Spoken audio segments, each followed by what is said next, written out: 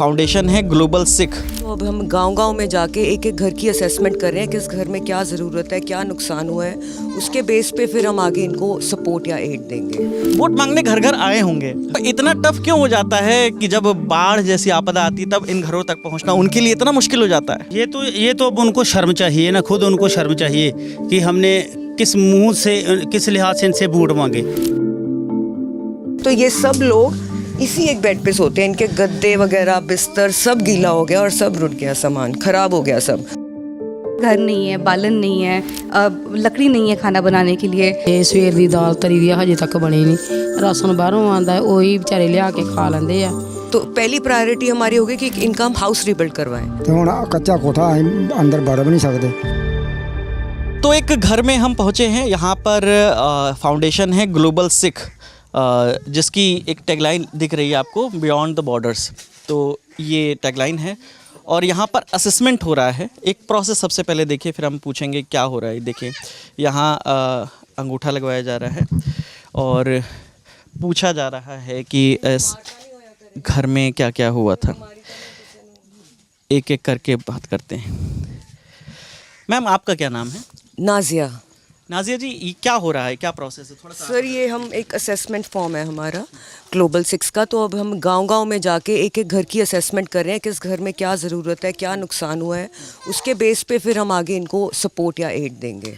तो जैसे इस घर में 7 लोग हैं, इस घर में 7 लोग रहते हैं और ये इनके कमरे हैं। ये बिल्कुल घर कच्चा घर है, ये बालू वाला कमरा है। तो ये इनके कमरे हैं, आप देख सकते हैं कमरों का क्या हाल है। ये बिल्कुल भी रहने लायक नहीं रह चुके हैं। यहाँ पे 2-2, 3-3 फुट पानी आ चुका था अंदर। तो ये दोनों कमरे हैं, सारा सामान इनका ख़राब हो गया, बह गया है कुछ सामान इनका। और जो ये इनके छोटे छोटे 9-9 महीने के 2 ट्विन्स हैं, यहाँ पे आप देख सकते हैं माता जी ने लिए हुए हैं, यहाँ इनके 9-9 महीने के ट्विन्स हैं। तो ये सब लोग इसी एक बेड पे सोते हैं, इनके गद्दे वगैरह बिस्तर सब गीला हो गया और सब रुट गया, सामान खराब हो गया सब। तो अभी हम ऐसी जितने भी घर आइडेंटिफाई करेंगे उनको हम बेसिक हेल्प करेंगे, सपोर्ट करेंगे। किस तरह की हेल्प करेंगे? सर हम असेस कर रहे हैं, अभी असेसमेंट फॉर्म भर रहे हैं कि इनको क्या क्या ज़रूरत है, इनका क्या क्या नुकसान हुआ है, जिसमें इनका लाइफ स्टॉक, घर का सामान, घर की कंडीशन क्या है, कच्चा घर है, पक्का घर है। अगर घर बनवा के देना पड़ेगा तो हम वो भी बनवा के देंगे। तो वो असेसमेंट के बेस पे हर इंसान की, हर फैमिली की जो उनकी रिक्वायरमेंट आएगी उसके अकॉर्डिंगली हेल्प होगी। अच्छा, तो आपने यहाँ से सारी चीज़ें जुटा ली, जानकारी लिया है यहाँ से कि कितने मेंबर्स हैं घर में, कितने कमरे हैं, इनका अगर जानवरों का कोई नुकसान हुआ है, इनका अगर खेत का कोई नुकसान हुआ है, इनके घर में सामान कितना है। जैसे इनका आप देख सकते हैं, ये सुबह से इन्होंने दाल रखी हुई है, थोड़ी सी दाल इनको कोई राशन में दे गया था। इनसे मतलब खाना भी नहीं है यहाँ पे लोगों के पास खाने को। ये डिपेंड करते हैं कि कोई आके हमें सेवा में अगर खाना दे जाएगा तो हम वो खाएंगे। और ये गांव में एक किनारे पर पड़ता है, तो यहाँ तक वो भी नहीं नहीं है। हाँ, यहाँ पे सेवा थोड़ी कम पहुँच रही है। तो हमारा फोकस है कि जहाँ पे बहुत कम सेवा पहुँच रही है, यहाँ जहाँ पे नहीं ज़्यादा अभी तक आउटरीच हुआ है, हम उस जगहों पे जाके असेसमेंट करके उनको रिक्वायर्ड। मुझे एक चीज़ और बताइएगा, आपको इस गांव, इस घर के बारे में कैसे पता चला? सर हमारे को हमारा जो इंटरनल नेटवर्क है उससे हमें पता चल जाता है। हमें यहाँ के जो लोकल एडमिनिस्ट्रेशन है, जो लोकल जथेबंदी हैं, एक सबके अंदर एक इंटर कम्युनिकेशन बहुत स्ट्रॉन्ग है। तो जो हमारा फोटे है, हमारा रिहैब का फोटे है, रिहैबिलिटेशन फेज़ 2 में आता है। तो हमें जैसे किसी ने बताया कि इस गांव में कोई नहीं पहुंचा है इस सेक्शन में, इस एरिया में। तो यहाँ के सरपंच साहब ने हमें अप्रोच किया, उनके साथ हम देख के गए। उसके बाद उन्होंने कहा आप आके असेसमेंट कीजिए। तो इसलिए हम एक एक घर में जाके अब असेसमेंट कर रहे हैं। अच्छा, और इसमें इससे कैसे बचते हैं कि रिपीटेशन ना हो हेल्प का, क्योंकि आप आए, कोई और संगठन आ गया या मदद? सर ये यहाँ पे हम यूजुअली जब यहाँ पे आए हैं तो यहाँ पे अभी तक कोई और संगठन नहीं आया। तभी हमारे पास सरपंच साहब यहाँ पे हैं, इन्होंने अप्रोच किया कि यहाँ पे कोई और ऑर्गेनाइजेशन, कोई और तरीके की हेल्प नहीं पहुँची है। जो लोकल लेवल पे, कम्युनिटी लेवल पे सेवा आ रही है राशन की या बने हुए खाने की, वही पहुँची है। अच्छा, आपका पंजाब सरकार या केंद्र सरकार से कोई कोलैबोरेशन है क्या? उनके साथ मिलकर आप हेल्प कर रहे हैं? नहीं सर, हम अपने इंडिविजुअल लेवल पे, हाँ जी, NGO लेवल पे हेल्प कर रहे हैं और हमें सपोर्ट कम्युनिटी से बहुत है। अच्छा, हाँ जी। तो कहीं आपने कुछ वेयर हाउस जैसा बना रखा होगा? हर पंजाब के हर डिस्ट्रिक्ट में वेयर हाउस है सर। पटियाला में, होशियारपुर में, गुरदासपुर में, जलंधर में, लुधियाना में, चंडीगढ़, दिल्ली तक है। वेयर हाउस मतलब कलेक्शन सेंटर्स। तो जो भी संगत हमें सामान दे रही है, हमने एक लिस्ट निकाली थी एसेंशियल्स की, हमें ये सामान की ज़रूरत है, जो भी बेसिक एसेंशियल्स होते हैं, जिसमें राशन, इमरजेंसी एड आ गया, tarpaulin sheets, mosquito nets, solar lights. अभी देखिए यहाँ पे लाइट नहीं है अब, तो इनके लिए खाना बनाना, रात को रहना, यहाँ पे इतनी ज़्यादा फीमेल्स हैं, बहुत एक्सेस टू वॉशरूम बहुत मुश्किल है, तो इसके लिए लाइट की ज़रूरत थी। तो हम ये सब चीज़ें फर्स्ट फेज़ में दे रहे हैं। सेकंड फेज़ में हम रिहैबिलिटेशन करेंगे, मतलब इनकी ज़िंदगियाँ वापस हम नॉर्मल कैसे ला सकते हैं, बैक टू। फेज़ 2 कब तक चलेगा? सर ये लॉन्ग टर्म प्रोजेक्ट है। फेज़ 2 चलता है हमारा 7-1.5 साल। पहले असेसमेंट्स होंगी, अभी इतने इंटायर मतलब इतने ज़्यादा डिस्ट्रिक्ट्स अफेक्टेड हैं, हर डिस्ट्रिक्ट में हम आइडेंटिफाई करेंगे वर्स्ट हिट विलेजेस कौन से हैं, जो सबसे वल्नरेबल कम्युनिटीज़ हैं, उनको आइडेंटिफाई करके उनकी असेसमेंट करेंगे। उनकी असेसमेंट के बेस पे जो नीड आएगी निकल के कि इनका घर ख़राब है, घर बनवाना पड़ेगा, इनको पशु चाहिए, इनकी ज़िंदगी दोबारा शुरू करने के लिए, तो उनको पशु देंगे। ऐसे नीड बेस्ड असेसमेंट करके फिर डिलीवर करेंगे हम एड। आप यहाँ फॉर्मेलिटी पूरी हो गई, फॉर्म वगैरह भर गए। इस घर के हिसाब से अगर मैं समझना चाहूँ आपको कि क्या आपने असेस किया और क्या हेल्प अब होगी? इस घर के हिसाब से अब घर देखिए, ये घर रहने लायक तो रहा नहीं है, ये अनसेफ है। तो पहली प्रायोरिटी हमारी होगी कि इनका हम हाउस रीबिल्ड करवाएं। ऐसे हम घर आइडेंटिफाई करें जो रीबिल्ड होने, जो मतलब नहीं रह सकते हैं अंदर, ये बाहर रह रहे हैं, यहाँ पे बेड पे रह रहे हैं, क्योंकि अंदर अनसेफ है रहना, क्योंकि अंदर कच्ची छत है, धूप आएगी, टूट सकती है वो। तो इसलिए बेसिक प्रायोरिटी यहाँ पे होगी हाउस रीबिल्ड। उसके बाद होगा कि इनके हाउस को जो बेसिक कम्युनिटीज़ हैं वो हम प्रोवाइड कर पाए इस घर के अकॉर्डिंगली, जो आपने पूछा। आप ऐसे ही गांव-गांव जा रहे हैं? बिल्कुल। जैसे हमारी सर अभी इस टाइम पे 9 टीम्स काम कर रही हैं सिर्फ गुरदासपुर में। गुरदासपुर में रामदास, अजनाला, डेरा बाबा नानक और इस एरिया में। तो जैसे दीनानगर में, तो ऐसे 9 टीम्स अभी गुरदासपुर में है। फाजिलका में भी प्रोजेक्ट चल रहा है, वहाँ पे अलग टीम काम कर रही है। तो वो सारी टीम्स जाके अभी असेसमेंट्स करेंगी।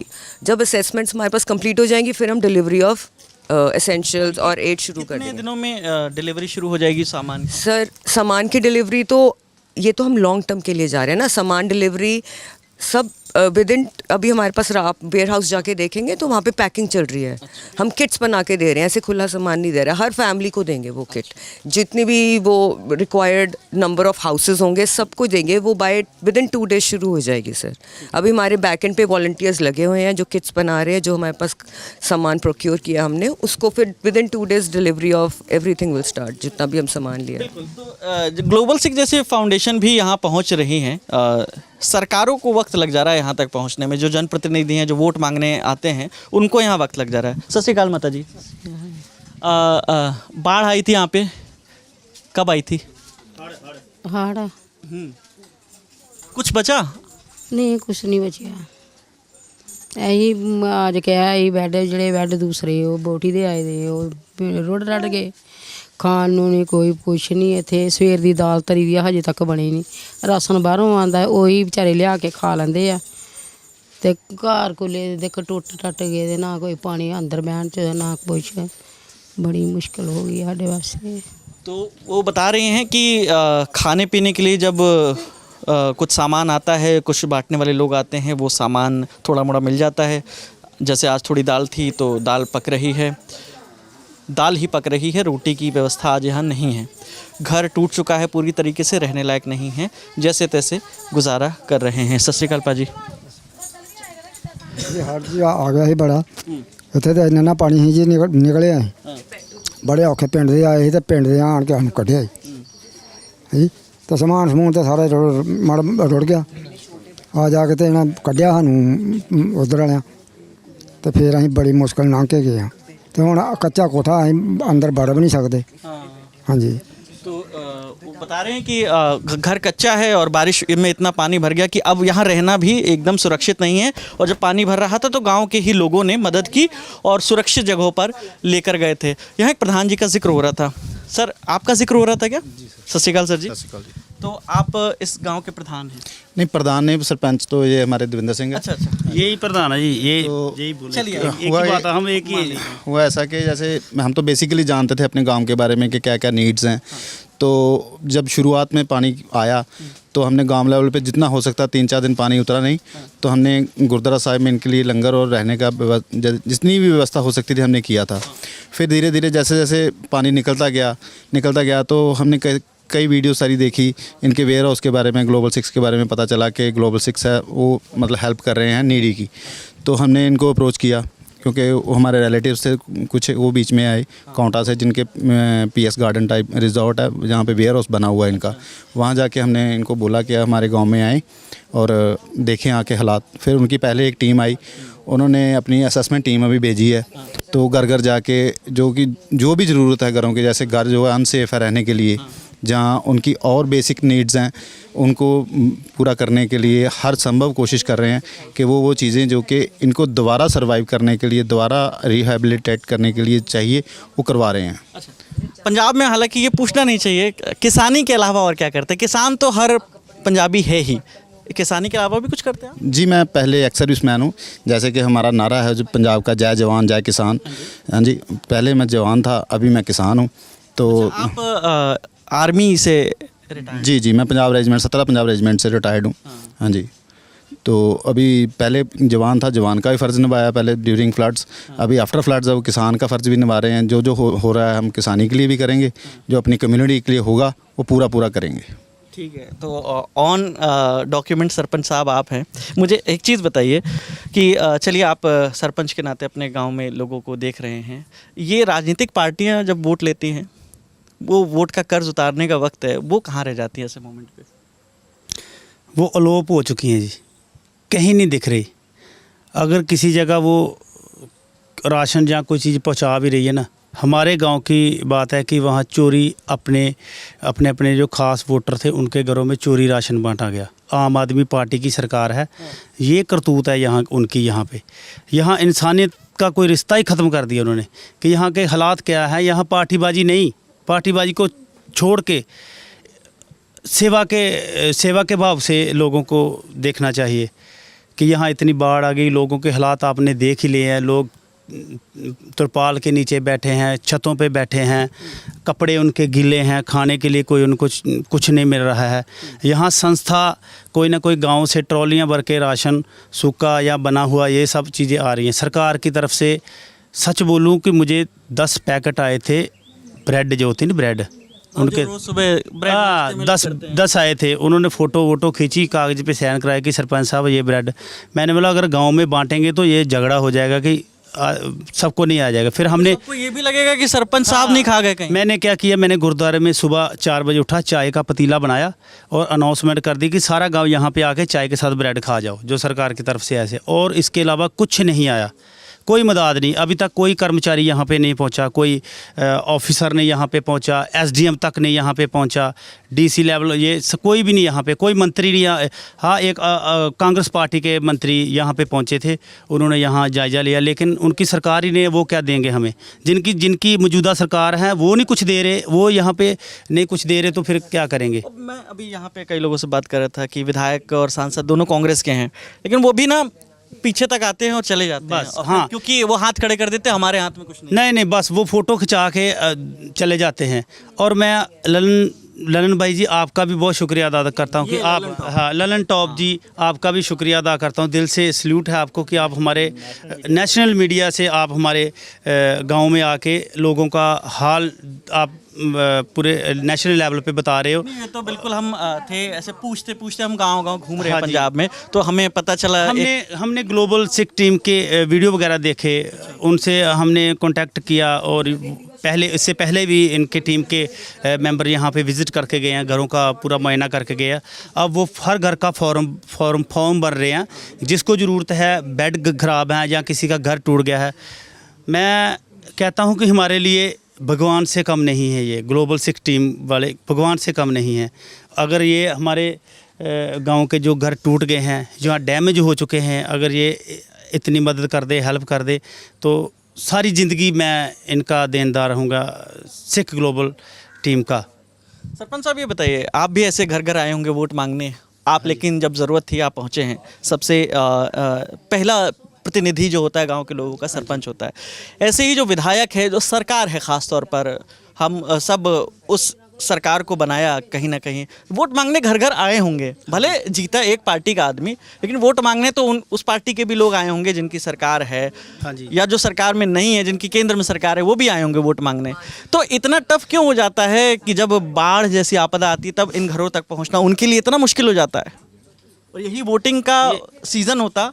ये तो अब उनको शर्म चाहिए ना, खुद उनको शर्म चाहिए कि हमने किस मुंह से, किस लिहाज से इनसे वोट मांगे, अब किस मुंह से इनके पास जाएं। ये तो उनको अब शर्म चाहिए ना, ये पार्टी वालों को। हमें इनसे कोई उम्मीद नहीं है, इनसे। अब मुझे 8-9 महीने हो गए सरपंच बने हुए, मैं फर्स्ट टाइम सरपंच बना हूँ। अच्छा, आप इससे पहले क्या करते थे? मैं इससे पहले मैं किसी कंपनी में, प्राइवेट कंपनी में जॉब करता हूँ। अभी भी मैं एक शुगर मिल में प्राइवेट छोटी सी जॉब करता हूँ। और मेरी वाइफ सरपंच है, कागज़ उनके हैं, कागज़ों में मेरी वाइफ सरपंच है, लेकिन गांव का काम काज हम ही देखते हैं। मैं और मेरे चाचा जी जो ये एक्स सर्विसमैन अभी बाइट देख के, हम दोनों ही गांव के जो काम है उनको देखते हैं। और अब पूरी कोशिश है, दिन रात सुबह मतलब नहा भी नहीं पाते, खाना भी नहीं खा पाते, कि सुबह ही निकल जाते हैं किसी न किसी के घर में या किसी संस्था के पीछे भी कोई ना कोई हमारी हेल्प करे। तो ट्रालियाँ बेसिकल आ रही हैं गांव में, चारा भी आ रहा है, कि कोई ना कोई हमें संपर्क करता है चारे के लिए, तो आगे जाते हैं, उसको ले के आते हैं, घर में रिसीव करते हैं यहाँ गाँव में, तो बराबर उनको चारा बांटा जाता है। अब किसी के साथ भेदभाव करने का मौका नहीं है, ना पार्टीबाजी करने का, अब है सेवा करने का टाइम, कि सेवा करके, मेहनत करके इन लोगों को वैसे ही बसाया जाए जैसे ये पहले खुशी से रह रहे थे, ऐसे बसाने का इनका टाइम है। और क्या बताऊं, रोना आता है सर, इनके हालात देखे रोना आता है, दुख लगता है बहुत। इससे और भी नीचे कुछ गांव हैं जिनके घर मकान टूट चुके हैं बाढ़ के, अभी भी खेतों में पानी है, फसलें ख़राब हो चुकी हैं। आपने देखा अंदर अनाज की क्या हालात है, खाने के लिए नहीं है कुछ भी, लाइट का कोई प्रबंध नहीं है पूरा हो रहा। अब ये सबसे बड़ा चैलेंज जो है ना, कि जब पानी उतर गया, फेज़ 2 में रिहैबिलिटेशन की बात हो रही है कि इनको कैसे वापस उस स्थिति में लाया जाए जैसे ये पहले रह रहे थे। तो ऐसे में सरकारी मदद तो नहीं, लेकिन कुछ लोग जो हैं वो मदद करने पहुंच रहे हैं। तो देख ही रहे हैं आप लगातार। एक और वॉलंटियर हमारे साथ हैं ग्लोबल सिख की, क्या नाम है आपका? गुरमेहर कौर। जैसे ये बता रहे हैं कि इनका आधार कार्ड भी गुम हो गया है, ऐसे में कैसे फिर मदद कैसे आप लोग कैसे करते हैं? जी, हमारा काम, जैसे अपने पहले भी बात की थी नाज़िया जी ने, जो यहाँ पे परमानेंटली काम करते हैं। जी, मैं वॉलंटियर हूँ। सबसे पहले असेसमेंट करते हैं क्या क्या चीज़ें हैं, क्या क्या रिक्वायरमेंट है, और जैसे ही फेज़ 2 स्टार्ट होगा वैसे ही हम रिहैब करेंगे। देखिए, डॉक्यूमेंट्स तो बनेंगे ही, वो रीअप्लाई होंगे उसमें, क्योंकि अब आपने देखा होगा जब भी हम अपने असेसमेंट फॉर्म भी करते हैं, बहुत सारे यहाँ के जो रेजिडेंट्स हैं वो अंगूठा लगाते हैं, तो इनको ये भी नहीं, मतलब इतनी एजुकेशन नॉलेज नहीं है कि रीअप्लाई कैसे करें डॉक्यूमेंट्स, तो उनमें हम लोग हेल्प करेंगे। पर वो भी एक हमारी प्रायोरिटी है। पर सबसे बड़ी प्रायोरिटी ये है, आप देखिए घर नहीं है, बालन नहीं है, लकड़ी नहीं है खाना बनाने के लिए, तो वो सब चीज़ें एक असेसमेंट लेकर वापस जाकर और वो रीबिल्ड करना सबसे ज़्यादा ज़रूरी प्रायोरिटी का काम है इस वक्त। आप वॉलंटियर कर रहे हैं, कहाँ से आप आए हैं ये इस डिस्ट्रिक्ट में? जी, मैं दिल्ली में रहती हूँ, पर मैं जालंधर से हूँ। अच्छा जी। क्या करती हैं वैसे? मैं किताबें लिखती हूँ और एक्टिविस्ट हूँ। अच्छा जी। तो जब लगा कि ऐसे पंजाब में फ्लड आया हुआ है, कब से आप जुड़? दूसरे दिन से, क्योंकि मेरा भी दिल्ली में काम है, तो काम से छुट्टी लेकर फिर दूसरे दिन से हम यहाँ पे वॉलंटियर करने आए हैं। क्योंकि एक ऑर्गेनाइजेशन जो अमरप्रीत वीर जी हैं, एक नाज़िया है, मैंने पहली इस बार जितने भी वॉलंटियर्स हैं, आप किसी से भी बात करिए, आप जानेंगे कि ये पहली बार इनके साथ इस टीम के साथ काम नहीं कर रहे। ये 15 साल से टीम लगी हुई है। अब मैं इनको जानती हूँ 19 साल की उम्र से। ये बहुत हार्ड वर्किंग टीम है, और आपको पता है कि अगर आप इनके साथ काम करेंगे तो एक रिज़ल्ट हमेशा निकल के आता है, रिहैब होता ही है। तो एक बहुत इसलिए एक थोड़ा ट्रस्ट रहता है ग्लोबल 6 ऑर्गेनाइजेशन में, अमरप्रीत वीर जी पर, नाज़िया पर, और इसलिए हम यहाँ से इनके साथ जुड़े हैं। जहाँ सरकारों को पहुँचना चाहिए, सरकारें तो नहीं पहुँच पा रही हैं, लेकिन हाँ देखिए ऐसे संगठन ज़रूर पहुँच रहे हैं और मदद कर रहे हैं, असेसमेंट कर रहे हैं, और ये प्रॉमिस कर रहे हैं कि वो यहाँ पर जो चीज़ें उनका नुकसान हुआ है उसकी भरपाई करने की कोशिश करेंगे पूरी तरीके से। चाहे घर टूटा है तो घर बना के देंगे। तो ऐसे ही गुरदासपुर ज़िले के एक गांव में हम मौजूद हैं। लगातार हम ग्राउंड ज़ीरो से आप तक बिल्कुल ग्राउंड ज़ीरो वाली कहानियाँ लाने की कोशिश कर रहे हैं। रोहान कैमरे के पीछे हैं और मेरा नाम विकास वर्मा है। देखते रहिए दी ललन टॉप। शुक्रिया।